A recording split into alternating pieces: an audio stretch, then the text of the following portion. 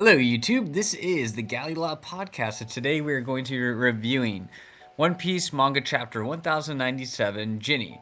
So please like and subscribe if you have not. I am Akainu Fanboy, the other guy is Geboss, and leave your thoughts and comments on this chapter and the review we are about to prepare for you. So, uh, 8 years after the God Valley incident, so 30 years ago. So I like how Oda's kind of setting up the timeline there. Yeah, there's So, a lot of time hopping around in this chapter.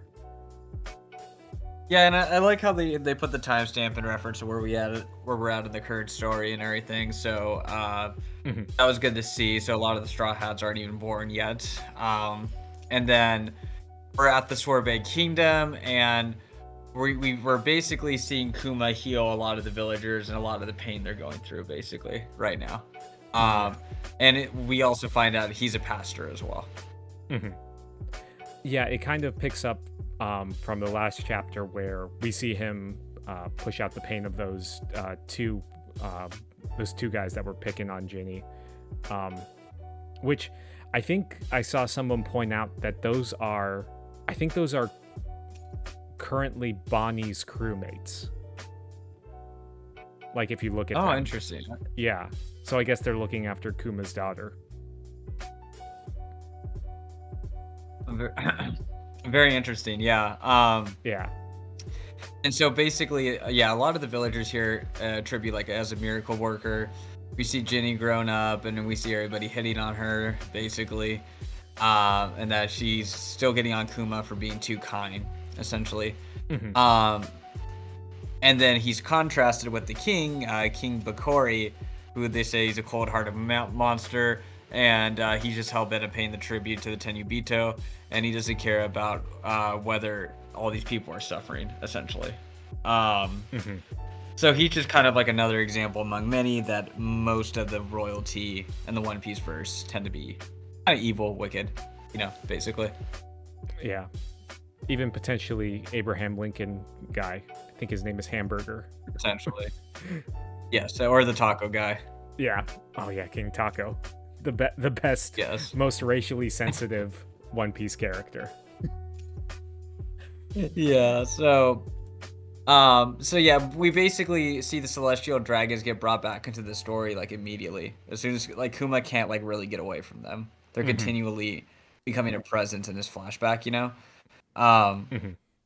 And this part was like really, man, it was just really powerful when all the villagers walk away and he walks back into the church and he takes all the pain upon himself and to suffer all this pain, Yeah.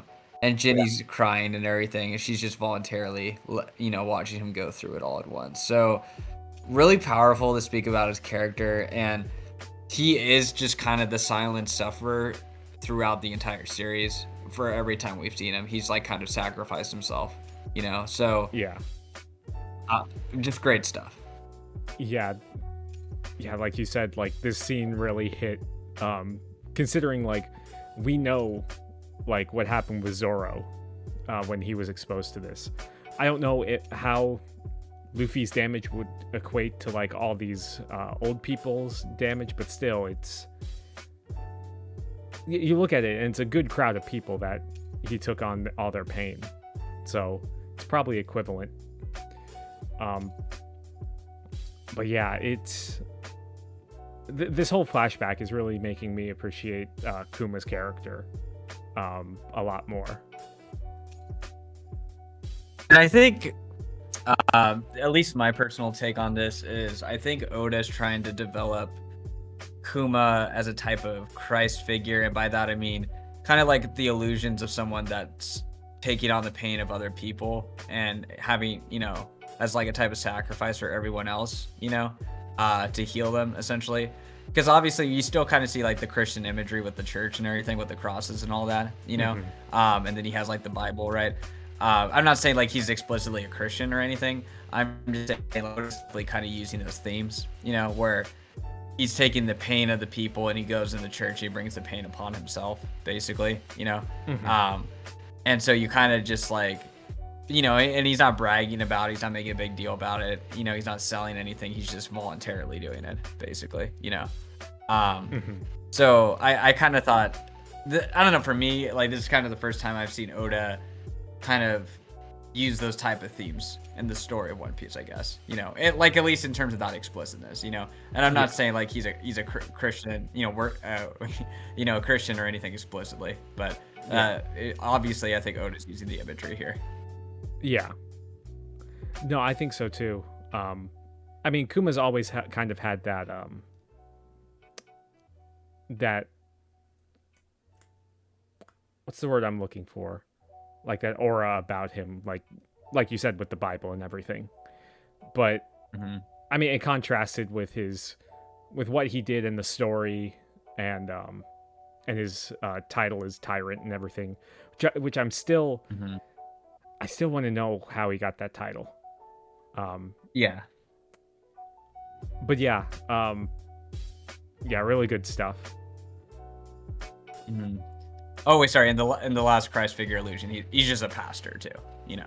So there's that aspect. He's like a priestly figure as well. But yeah, so I do find it interesting because like his main thing is he wants to defend people. Like he doesn't mind people hurting him, again with that Christ figure thing. But at the same time, he doesn't want to marry Ginny because he's afraid of the Buchanan blood and everything like that too. Or basically he's going to bring more pain upon her, so he's living his life is to save as many people as possible. That whole thing with the Buccaneer stuff, it made me think about another thing that we've seen in the series relating to like blood and family and not allowing it to continue, which is Ace's whole story. So I don't know, it's not the first time that Oda's brought up the whole thing of like basically like genociding a whole line of people. Which, like, you think about it, King. Yeah, that the Buccaneers, the D bloodline with Roger and Ace. It's interesting that he's still bringing it into focus in the series. And once again, it makes the Gorosei even more terrible. Oh, yeah. I'm just wondering like what their ultimate goal is. It might be just to keep the status quo because of what they know about the past, and especially with like Imu specifically calling it like a great cleansing and everything. So yeah, I was struck by that. Yeah, and I think it's interesting because you just see Kuma as a very holy religious person, and then the people he's trying to overthrow with the revolutionary army are like literal demons, So there you kind of have that funny dynamic right there. He's trying to overthrow the people who are hurting everyone, which are like these demonic entities, Yeah. While Kuma is like labeled a tyrant, while the celestial dragons are labeled saints, and it just kind of goes back to this idea of, while like Kuma's the saint, right? He's trying to defend these people from the Tenryubito, and at the same time, so like, yeah, Doflamingo's correct in that, whoever writes history defines like what justice, what's good and evil and everything, but at the same time, it's like there's still like good and evil, but sometimes we just misclassify the two categories, Yeah, I agree. So do you want to talk about this next part? Oh, about Dragon or the 22? Yeah. I just said, the dragon thing. Yeah. I mean, in this chapter, we basically see like the official formation of the Revolutionary Army, which I think Oda's finally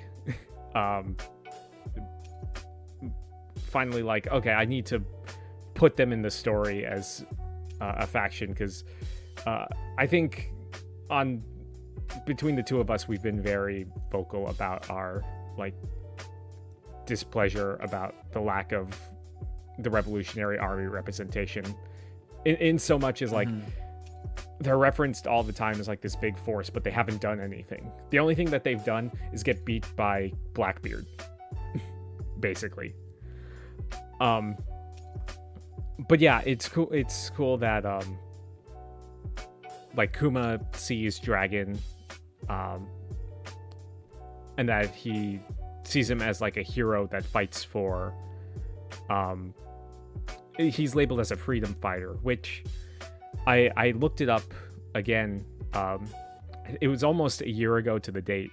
The chapter came out with the flashback between Dragon and Vegapunk, and in that he was also labeled a freedom fighter, not a revolutionary.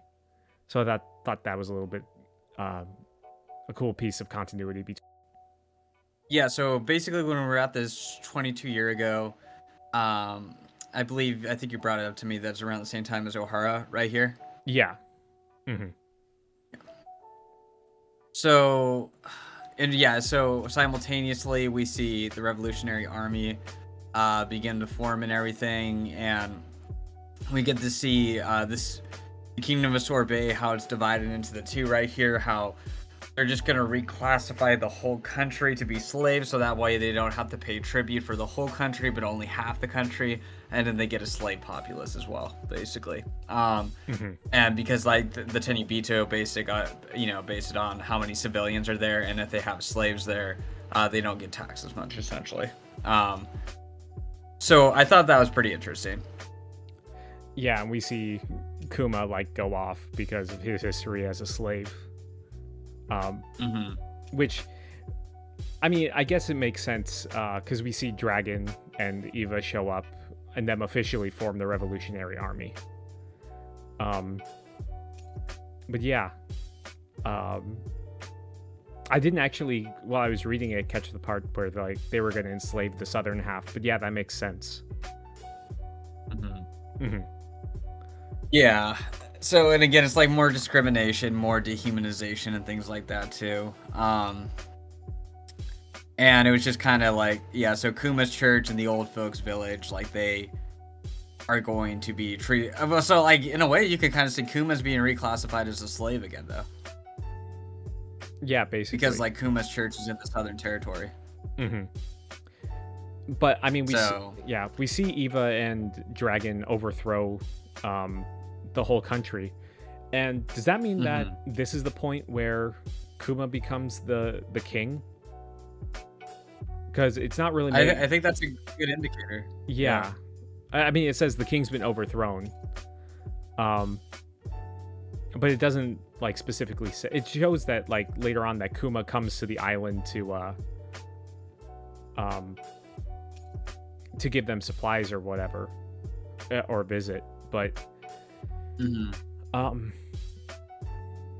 but yeah, I kind of wish they made it more clear whether or not like he took over as king, even though they're not officially part of the government. Yeah, and for sure. I don't know. I guess I don't know if this is a nitpick or not, but wouldn't you think that if like this whole island was liberated by the revolutionaries, that the government would come and like kind of force them to go back, because they're missing out on like a revenue stream at that point.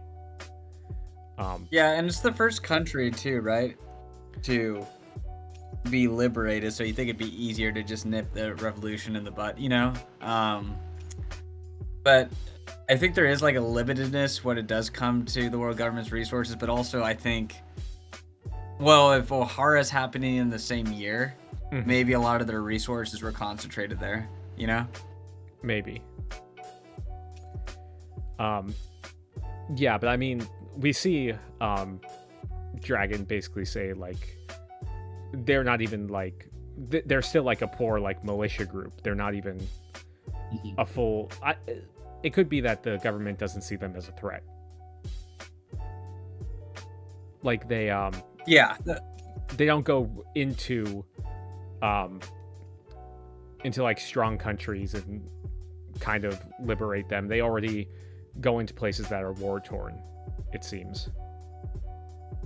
They don't make him the strong. They don't identify Dragon as the most wanted man in the world yet, from what we've seen. You know, even though. So, yeah, I'm wondering like why Dragon is seen, because so it is confirmed he did spend time in the Navy. Yeah. You know, which, you know, that was a theory by a lot of people. It shouldn't be a huge shock considering he was Garp's son. Yeah. Question is how high, because he said like I spent some time, you know. Yeah. And I guess kind of my issue is if he were more of an admiral, which is possible, and I say it's not impossible, but you think they would make a bigger deal of hunting this guy down, and that would be in the newspaper. Oh, he was a former admiral, Dragon, you know? Yeah. I mean, if he was an admiral, then that would mean that he would know like the secrets of the elders. Because he would answer directly to them. But yeah, I thought it was interesting that he specifically said like, I spent some time with the Navy. Unfortunately, I found no justice there, because we've talked about like the different types of justice that the admirals have and everything. Yeah. Like they can find their own justice within the system, whereas Dragon's like, no, I don't even see in the system where justice can even be found. Right. I thought that was pretty interesting. And why it led him to the path that he did. I would be interested to see if we got more with Dragon. I mean, I think obviously we are, but it kind of gives us more of an inkling about what he's all about. Yeah. So I think the speculation he was either Cypher Pull Zero or an admiral. But I guess then again, for him to find out about the Gorosei, he technically has to just be above Rear Admiral, right? Yes. Or wait, no, sorry, be above Commodore. Was it Commodore or Rear Admiral in that translation? It was one of the two. Yeah. So he doesn't even necessarily have to be an admiral to see the Gorosei like that, you know? Yeah. But it also kind of hits hard with Aokiji saying to Garp like, you have a habit of making enemies out of your students. And I would assume that Dragon would be like Garp's student since he's his son, and why Garp was so bent on making Luffy join the Marines. Yeah, and I wouldn't say like they're enemies, but I mean, to an extent, you also have Ace and Luffy become enemies as a pirate, you know, too, you know? So, poor Garp, you know, but, yeah. Don't worry, he's gonna come back. He's only frozen, just like Saul. True. This is accurate. So when we get to the last part of the chapter here, we see Ginny get captured. We do kind of see a black silhouetted figure kind of walking in right there, which I thought was interesting. With just black boots. Oh yeah. Kind of, I don't know. What do you think that is? Smoke right there, at the very bottom of the panel. I don't know. It could, literally, it could be anything. Yeah. That's true. So, I guess if I had to expect, I assumed it would be like Cypher Bull, if I had to guess. You know? Yeah. Maybe. I mean, this is 14 years ago, so I don't know. I don't know who it would be. Wouldn't it be wild if it was a young Rob Lucci? That'd be actually really badass. That'd be really cool. It would be really fitting, I think, for the arc we're in too. Yeah. But yeah, I think next week we're gonna see more of this flashback. I mean, I'm pretty sure it's confirmed that Ginny is going to be Bonnie's mom. Yes. But it seems like they're, I don't know if like Bonnie's been born yet, because her whole thing is like aging with her fruit, so it could be that she's relatively young. So I have no idea. But yeah, it's interesting that we see Dragon's reaction to this rather than Kuma's, because it seems like Kuma's back on Sorbet Island. Yeah. But yeah, he's like the commanding officer, but also it's crazy to think that they're at Baltigo for this long, for at least like 14 years. Oh, yeah. So yeah, and remember at the end of Dressrosa, they're still in that base, you know? Yeah, only Burgess was able to find them. Yes, Burgess brought down the whole. That's why the revolutionaries are ass. When Burgess is finding your base, your ass. I mean, know? Like, yeah, Burgess is like the equivalent of like Sanji's Mr. Prince thing, with him acting in the background. Oh, yeah. That's why they're It's gonna like, fight. Bruh. Oh my gosh, get out of here. But, sheesh. But, I mean, it's just, it is just kind of interesting to see how long they have the base and how easily they got defeated by the Blackbeard pirates, and everything. So it is just kind of crazy like that, So, yeah. But, anyways, though, this was all joking aside, this was a good W for the Revolutionary Army. Get some good characterization in here. And, yeah, so it was good. Yeah, I mean, literally anything's better than the nothing that we basically had. But I think it was still good, too. For sure, and no break next week.